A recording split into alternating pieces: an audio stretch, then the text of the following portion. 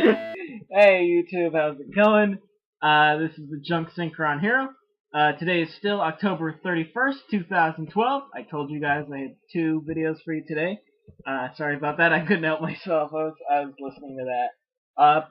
Extra brownie points for any, they don't do anything, but if you know where that comes from, go ahead and leave that in the comments section, and I'll leave you like a thumbs up, and maybe I'll mention you in my next video. So, yeah.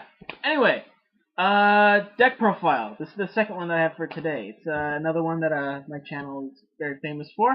So, let's go ahead and get right to it. Hopefully you guys enjoy. I've made a few changes to it, so not too many. It's still pretty much the same, but I've made a few changes to it.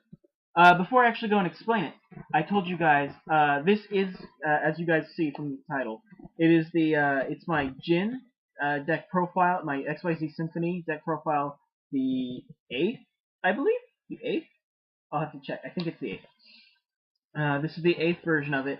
I had tried to combine this with the Realm of the Sea Emperor structure deck. I really wanted to use like Call of the Atlanteans with all my with a bunch of the level 3 Sea Serpent type monsters.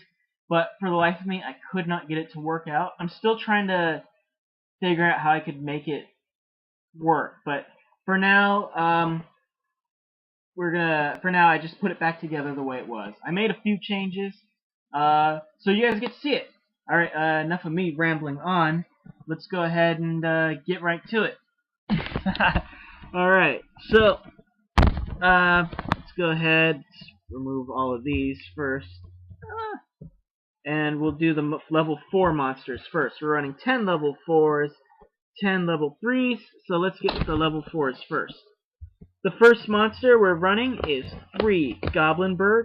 This card is really cool.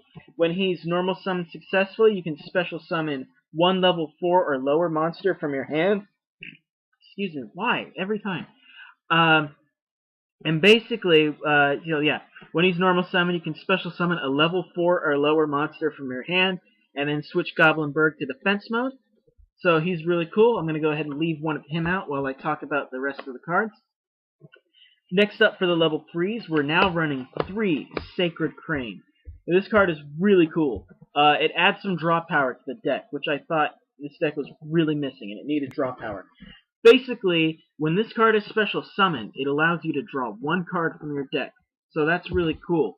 Obviously, we'd use that in combination with Goblinberg. Normal summon him, uses effect, boom, bring out Sacred Crane, draw a card, rank 4 Xyz. So that's a really good combo right there. Next up, we are running 2 Noble Knight Gwaines and 2 Elemental Hero Neos Alias. Neos Alias, just a good 1900 beat stick. Not really, we're not running any like E-Hero stuff in this deck. But the cool thing about Neos Alias, Noble Knight Gwaine is, if you control, there we go again, a light type monster on your side of the field, like Neos Alias, you can go ahead and special summon Gwaine, defense mode, boom, instant rank 4 Xyz right there. So, and it's obviously, Gwaine also works with Sacred Crane. So, there we go. I will check that in a second. I'm actually going to put my phone on vibrate. Okay, so that's it for the level 4 monsters. Next up, we have the level 3s. We are running 3 Marauding Captains. Marauding Captain is super awesome. When he's normal summoned, you can go ahead and special summon another level 4 or lower monster card from your hand. So that's really cool. And basically, when he's and also, while he's out in the field, your opponent cannot select any other warrior type monster on the field as an attack target. So if you summon 2, use Marauding Captain's effect, special summon a second one, you kind of put them in a lock and they can't attack for a while. And then obviously when you feel the time is right, go for Xyz. So there we go. Next up, we are running 2 Shine Knights. Shine Knight is really cool. It's a level 3 monster, warrior type. But what really makes it cool is when if it's in defense mode, it counts as a level 4. So obviously we could use this in combination with Goblinberg. Summon Goblinberg, switches to defense mode when you special summon another monster. Special summon Shine Knight in defense mode because maybe you don't have a Neos Alias or a Sacred Crane. you can go ahead and use this guy. Boom, get your rank 4 XYZ without having to have another rank, a level 4. Next up is a really, really awesome card. It's Level Warrior. This guy can be special. If you control no monsters and your opponent controls one or more monsters, you can special summon Level Warrior as a level 4 monster. We're running 2 of them. Sorry, I don't know why I didn't take out both. Or you can just go ahead and normal summon him regularly as a level 3, or you can also use him as a level 2. Let me go ahead and read his effect for you. Yeah. If there are no monsters on your field, you can normal summon this card as a level 2, so that's cool. If your opponent controls a monster and you control no monsters, you can special summon this card from your hand as a level 4. And like I said, you could obviously just normal summon it as a level 3. So this card is just overall very powerful. He can count as a level 2, 3, or 4. So he's really good for XD summons, synchro summons, whatever. Lastly, to round up the monsters and the level 3s, we are running 3 Spell Strikers. This little guy is one of my favorite monsters. He can be special summoned by banishing a spell card from your graveyard. He takes no battle damage when he fights a monster, and he can attack your opponent's life points directly. So, overall, just a very great card to have. So, it's a good thing we have 3. Alright, next we're going to get up to the magic cards. We're running Pot of Avarice. You have 5 or more monsters in your graveyard. Use this card. Return 5 cards from your graveyard to your deck, and then draw 2 cards. Book of Moon. Flip a monster on the field into face-down defense position. Quick play, really good. You can use it to stop those Christias, those Thunder Kings, what have you, just anything that's big. Alright. Next up, we have Reinforcements of the Army. We're running a lot of warrior types, and thanks to this card, you can go ahead and search out a level 4 or lower warrior type monster, add it to your hand. Heavy Storm destroys all magic and trap cards on the field. Monster Reborn, we all know what that does. Special summon a monster card from either graveyard to your side of the field. Like I said, we run a lot of warriors, so we're running 2 Warrior Returning Alive. This card's really good. Target any warrior type in your graveyard. Add that target back to your hand. Oh, good morning. My puppy, she's awake. Anyway, next up we have 3 MSTs. Go ahead, use this card. It's a quick play, but obviously you don't need to use it as one. Just basically play this card, pop a magic or trap card on the field. Really good. That rounds up the magic cards. Next up, we're going to get to the traps. We are running 1 Mirror Force. When your opponent's monster declares an attack, activate this card. Destroy all attack position monsters they control. Very powerful. I've actually taken out 2 of them. We're now only running 1 Hate Buster. I might put in the 2 again, but Hate Buster is really cool. I'm going to explain this card in a little bit, but I'm still going to explain it now, but I'll explain why it's good in this deck. Hate Buster is a card when a fiend type monster on your side of the field is attacked. You activate Hate Buster. Basically, this card destroys both monsters, but then inflicts damage equal to the opposing monster's attack. So if your opponent attacked you with like a Dark Arm Dragon, you go ahead and activate this card. Not only is your monster destroyed, but your opponent's Dark Arm Dragon is destroyed, and they would take 2,800 points of damage because that's how many attack points Dark Arm Dragon has. So, and this only works for fiends, and we'll explain why this is a really good card in this deck later. I took out 2 Hate Busters in order to add in 2 Bottomless Trap Holes. Why have a Hate Buster when you can just get rid of the monster before they even get to use it? So, basically, Bottomless Trap Hole, when a monster or monsters with 1,500 attack points are normal summoned or special summoned, or flip summoned, you can go and activate this card, and it would basically remove the monster or monsters from play. So it's a really great card. Next up, we are running 3 Scrap Iron Scarecrows. Basically, when your opponent's monsters attack, flip this bad boy over, you can negate their attack, and then unlike regular trap cards, instead of going to the graveyard, it would go right back into face-down position. But that means that you can only use it once per turn. But even so, it's still an excellent card. Next up, we are also running 3 Dust Tornadoes for more back row support.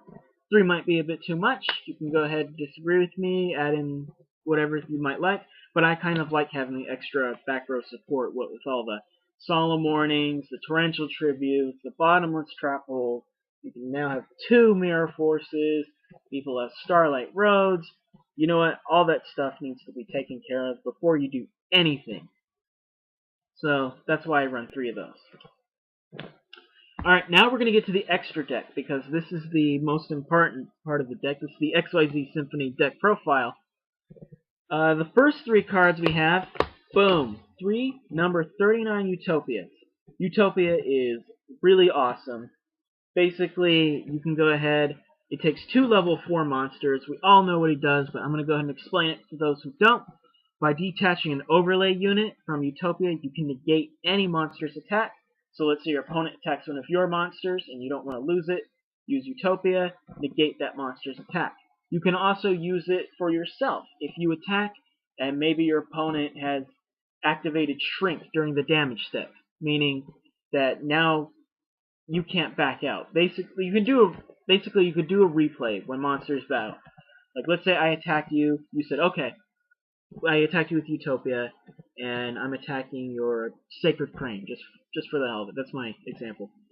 You activate Shrink, but you don't activate it during the damage step. You activate it as I'm attacking. I can go, okay, you know what? Let's replay.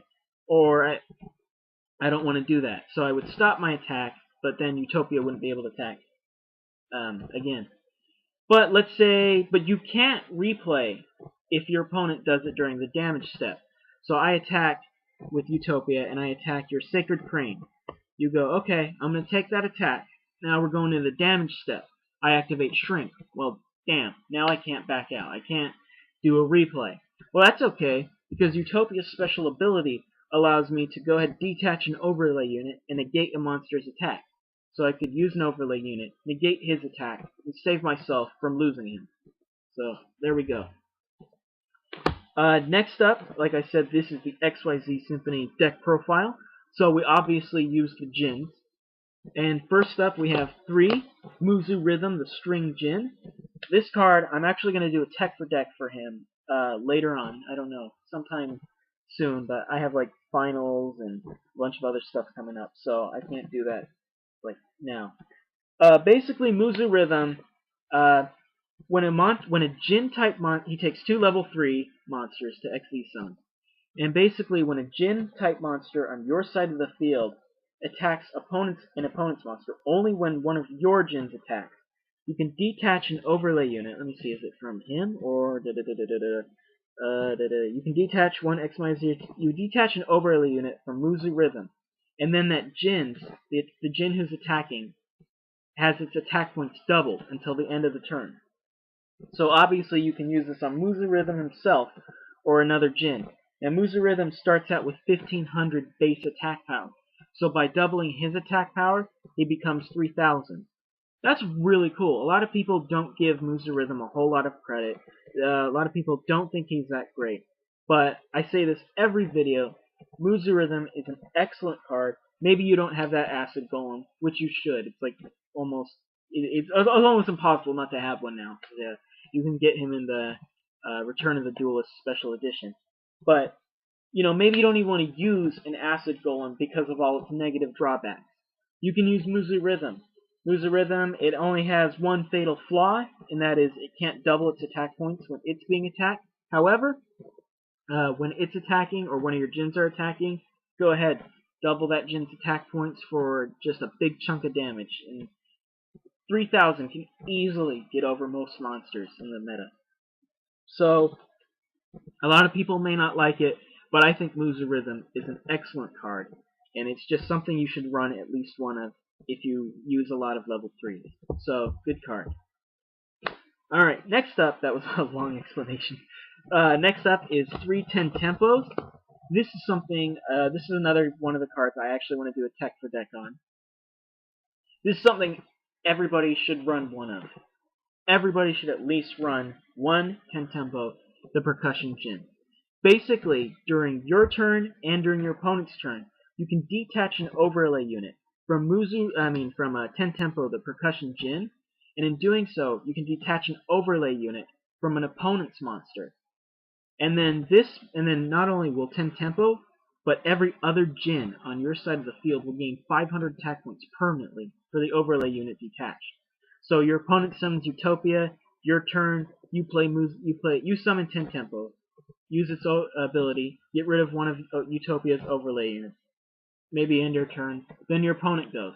Your opponent goes into their main phase, you will, okay, I use 10 Tempo's effect, I'll get rid of one of Utopia's overlay units. Now 10 Tempo, now not only does Utopia not have any overlay units, but 10 Tempo now has 2,700 attack points, because its base attack is 1,700. So 10 Tempo is an excellent card for this deck, and it's just an excellent card overall. Everybody should have run at least one. Alright, I'm going to go ahead and put one of those guys to the side. Next up is my favorite of the Jins, not because its ability is really great, but because it is just the cutest thing in the world, and that is Mellow Melody, the Brass Jin. She's really cool. By detaching an overlay unit from herself, you can go ahead and have one Jin-type monster attack twice per turn. So that's really cool. So we're going to go ahead and set one of her aside so I can talk about her later. Alrighty, and all the neat combos you can do. By the way, for those of you I forgot to mention this when I got to the side deck. For those of you who've seen my videos about the Jins, you obviously don't have to watch this whole thing because it takes forever, but for those of you who don't, I like to explain the combo. Next up, we have XYZ Symphony Jin, another card I want to do tech for decks for. This card is something that absolutely everybody should run. At least one. If you're stupid. No, you're not stupid. I'm not going to say that. It's just kind of, it's silly if you don't run it. It's a really awesome card. Basically, it takes 2 level 4s, it has 1,800 attack, 2,300 defense, and by detaching an overlay unit from XYZ Symphony Jin, you can go and flip a monster card on your opponent's side of the field, bam, into face-down defense position. Yep. Also, if a Jin monster would be destroyed either by battle or by card effect, you can go ahead and detach an overlay unit from XYZ. From that Jin.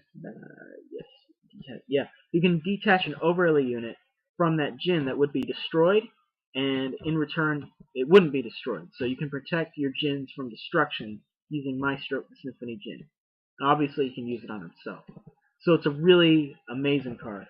Alright, now I'm going to go over, like I said, I've been putting each of the Jins off to the side. So, hang on, we're going to go over combos and how these all work together really well.